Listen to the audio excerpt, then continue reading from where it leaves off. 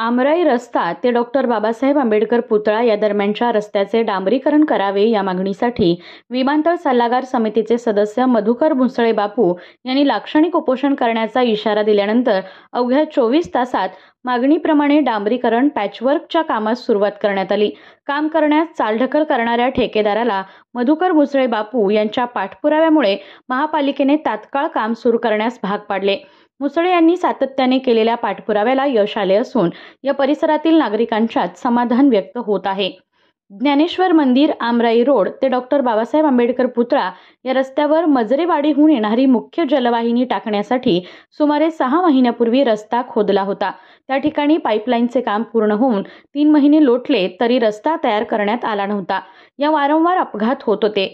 त्यामुळे विमानतळ सल्लागार समितीचे सदस्य मधुकर भुसळे यांनी रस्ता 13 जानेवारीपर्यंत काम सुरू न केल्यास उपोषण करण्याचा इशारा दिला होता।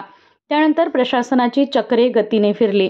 खासदार धैर्यशील माने यांनी आयुक्त ओमप्रकाश दिवटे आणि उपायुक्त प्रसाद काटकर यांच्याशी चर्चा करून परिस्थितीचे गांभीर्य लक्षात आणून दिले।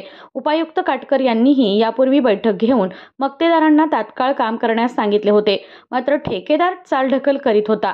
मधुकर भुसळे यांच्या उपोषणाच्या इशाऱ्यानंतर मक्तेदाराने अवघ्या 24 तासात प्रत्यक्ष कामाला सुरुवात केली।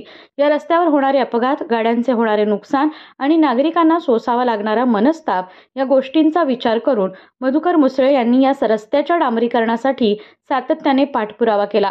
त्यामुळे या कामाला सुरुवात झाली। प्रत्यक्ष कामाला सुरुवात झाल्याने या परिसरातील नागरिकातून समाधान व्यक्त होत आहे।